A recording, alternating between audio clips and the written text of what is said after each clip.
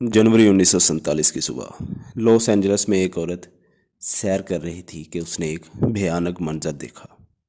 उसने एक बरहना औरत का जिस्म आधा कटा हुआ देखा जो कि सड़क से थोड़े फासले पे पड़ा था।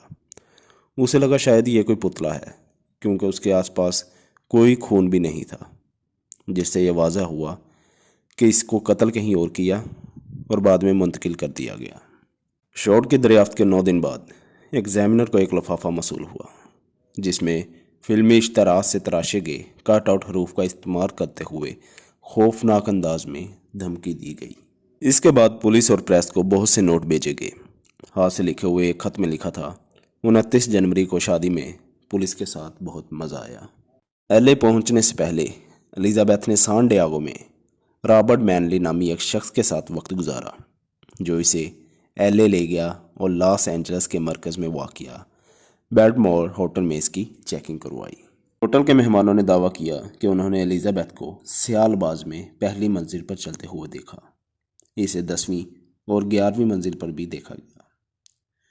बहुत सी रिपोर्टों में कहा गया कि ये आखिरी जगह थी जहां एलिजाबेथ को जिंदा देखा गया था। अगरचे ये केस सरकारी तौर पर तकरीबन 70 सालों से गैर हलशुदा है। पहला शख्स जिस पे शक जाता है वो रॉबर्ट मैनली था, वो लड़का जिसने इसे बिल्टमोर होटल में छोड़ा था। दूसरा शख्स जिस पे शक जाता है वो एक फौजी कारपोरल जोसेफ था, जिसने इसकी दरियाफ्त से चंद रोज़ कबल सैन फ्रांसिस्को में एलिजाबेथ के साथ ब्लैकआउट होने का दावा किया था।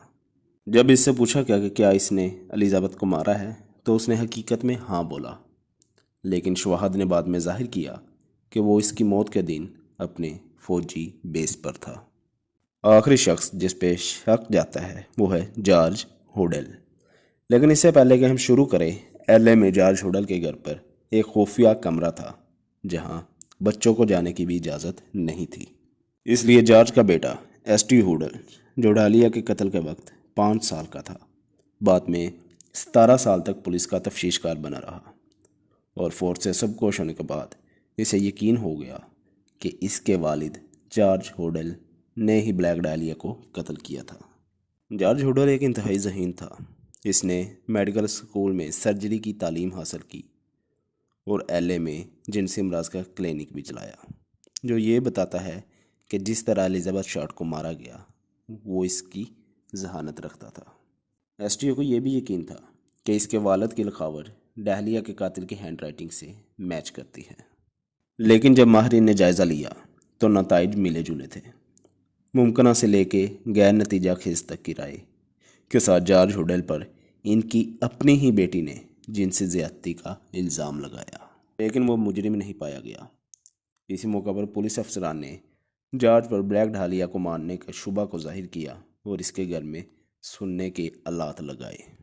टेप पर जॉर्ज को ये कहते हुए सुना गया, फ़र्ज़ करे कि मैंने ब्लैक डालिया को मार डाला है, वो अब साबित नहीं कर सकते, वो मेरी सेक्रेटरी से मज़ीद बात नहीं कर सकते क्योंकि वो मर चुकी है।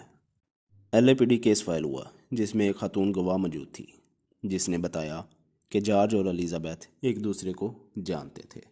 और फिर अचानक से केस खारिज हो गया और सारे सबूत जादुई तौर पर गायब हो गए।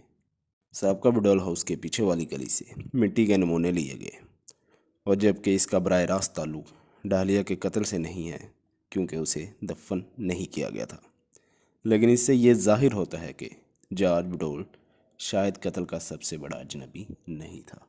इसने सबूत की पैरवी करने की कोशिश की गई तो उन्होंने इनकार कर दिया। एलएपीडी इससे भी ज़्यादा दिलचस्पी उसकी प्रॉपर्टी की खुदाई में रखना चाहती थी। चूँकि ये निजी मलकियत थी इसलिए ऐसा करने की इजाज़त नहीं दी गई। और कतई नज़र ऐसा लगता है कि सियार डालिया का मशहूर केस सरकारी तौर पर हल होने का तलबगार ही रहेगा।